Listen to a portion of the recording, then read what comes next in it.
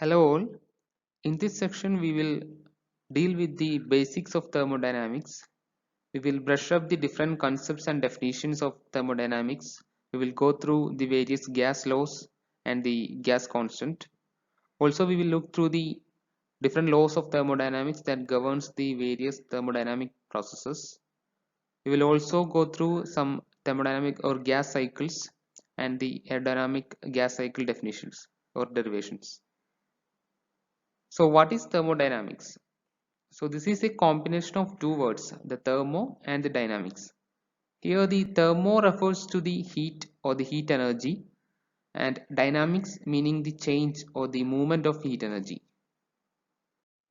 So when put together, it means the movement of heat or the energy conversion from one body to another, and this energy conversion involves the heat energy. So as a definition, the thermodynamics is the branch of physical science dealing with the conversion of energy from one form to another, and one of these form will be the heat energy. So we will now see the different concepts and the definitions used in the thermodynamics, the study of thermodynamics. So the first one is the concept of system or a thermodynamic system. So it is the prescribed quantity of matter or region in space upon which the attention is concentrated for study. So we saw earlier that the thermodynamics is the study of conversion of heat energy from one system to another or from one place to another. And this conversion is happening throughout the universe. We can focus our study or limit our study to a particular space. And for example, if we are limiting our study to our room, then our concern is only about the properties or the heat transfers happening inside that room. Outside the room, whatever be the transfers or the conversion happening, it does not matter to us. Thus the thermodynamic system in this example is our room, and everything that is outside the system, the matter or region outside the system, is termed as the surroundings. So in our example, everything that is outside the room, it can be termed as the surroundings, and whatever be happening in the surrounding, it does not matter to us. Our study is limited only to the system or the room, and outside the room or the system, we term it as surroundings. So an envelope that encloses the system and separate it from surroundings is called the boundary. In our example of the room, the brick wall that separates the room or encloses the room is termed as the boundary. It separates the room from the outside world or the surroundings, and it is the boundary of our system. This boundary could be a real one or an imaginary one. Real one, an example for a real one would be the brick wall which encloses our room, and an imaginary one, in case of an imaginary one, there is no physical boundary, but we limit our study or we enclose our system to a imaginary space, and outside that space there is a surroundings. The boundary can also be classified as rigid, impermeable, semi-permeable, or isolating. A rigid boundary can oppose any force applied on it without changing its shape or size.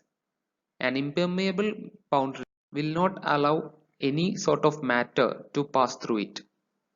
However, a semi-permeable boundary, it will allow the matter to pass only in the one direction, either from outside to inside or from inside to outside, not in both directions. An isolating boundary will not allow any matter or any energy to pass through. In the rigid case, it will not allow matter to pass through, but it can allow energy to pass through the system, through the boundary. However, in the isolating boundary, it will not allow any matter or any energy to pass through the boundary. So now we will see the different types of systems. So based on the energy transfer and mass transfer, they are classified into closed system, isolated system, and open system. So the first one is the closed system.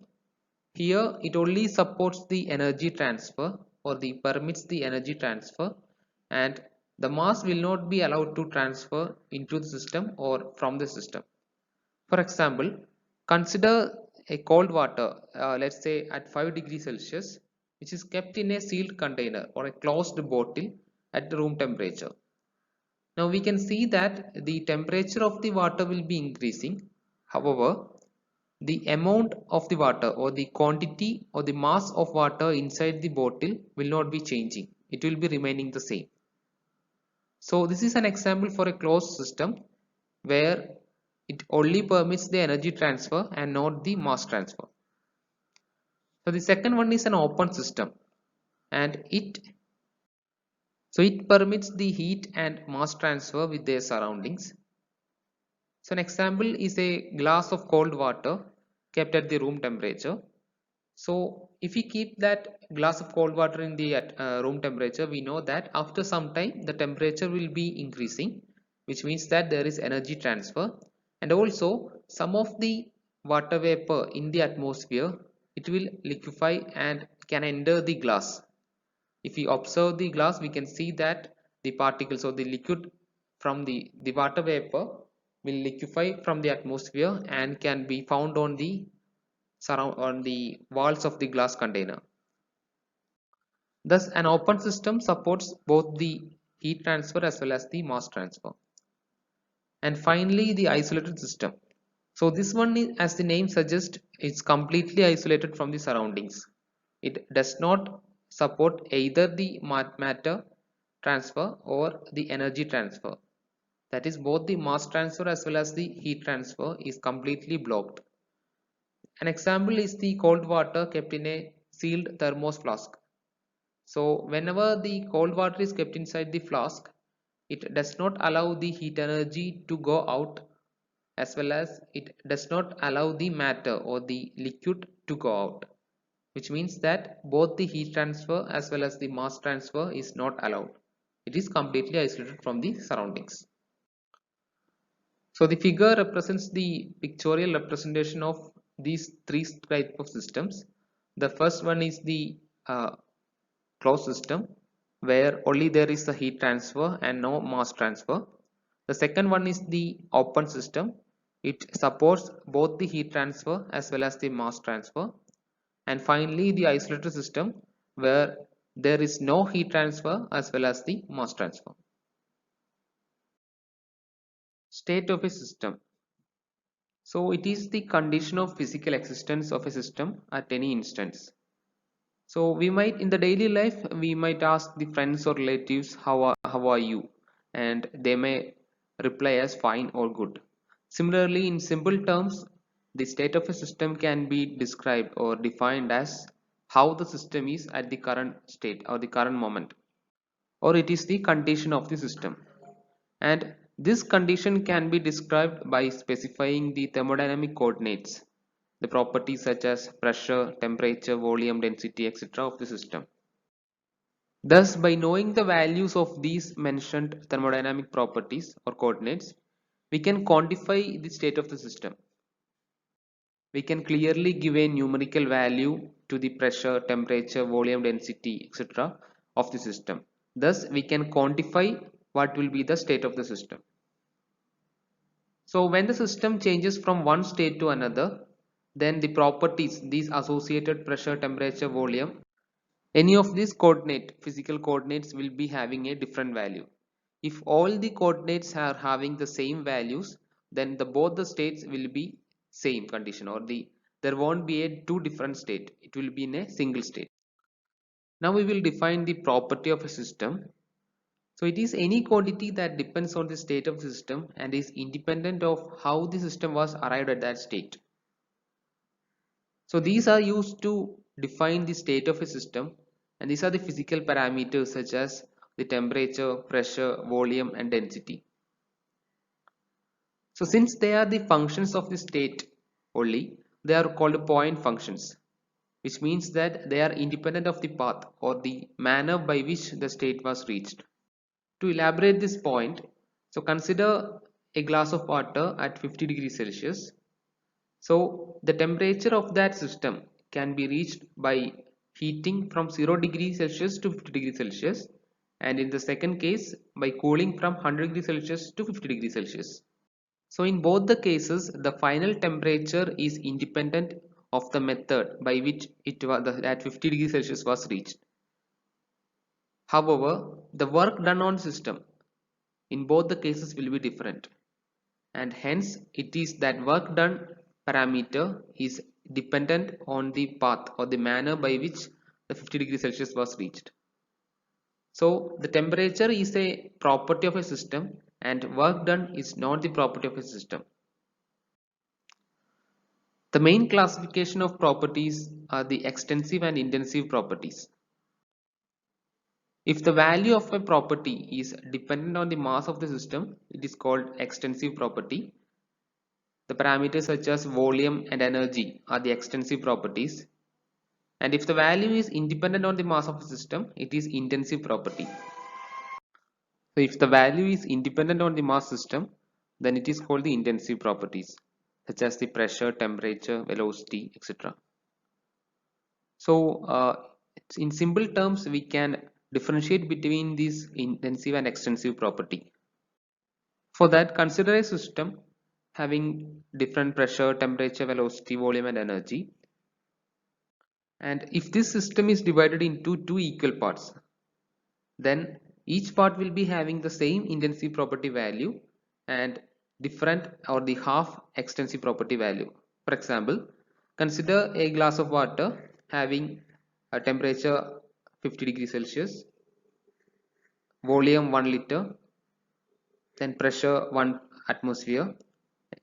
So if we divide this glass of water into two different vessels or tumblers, then each glass of water will be having the same temperature 50 degrees Celsius, same pressure of 1 atmosphere, but the volume will be halved, which means each glass of water will be having only 500 ml.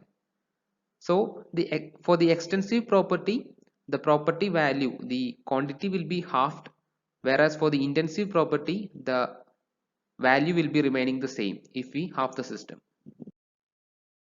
We will now see about thermodynamic processes.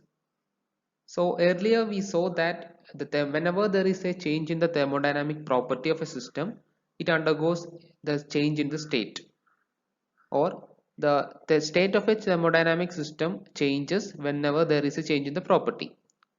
However, the state will be clearly mentioned only if the system is in equilibrium. So, in short, a thermodynamic process can be said to be the transformation of a system from one equilibrium condition to another. Or to elaborate, the thermodynamic process can be defined as the change in the thermodynamic property of a system such that it undergoes a transformation from one thermodynamic equilibrium state to another equilibrium state. So the figure shows such a change from between two states 1 and 2 along three different paths A, B and C. So each of these is a thermodynamic process. The first one being the change from 1 to 2 via the path A. The second one being the change from 2 to 1 via path B, and 2 to 1 via path C, the third one. So each of these change from 1 to 2 and 2 to 1 constitutes a thermodynamic process. So the series of states through which the system passes during a transformation is called the path of the process. Now, to describe a thermodynamic process completely, one must specify the initial and final states, the 1 and 2 here, as well as the path followed by this process, whether it is A, B or C as in this example, and the interaction with the surroundings, whether the energy is given out or taken in, etc. So the thermodynamic process constitutes the transformation from equilibrium state 1 to equilibrium state 2 along with its path and the interaction with the surroundings.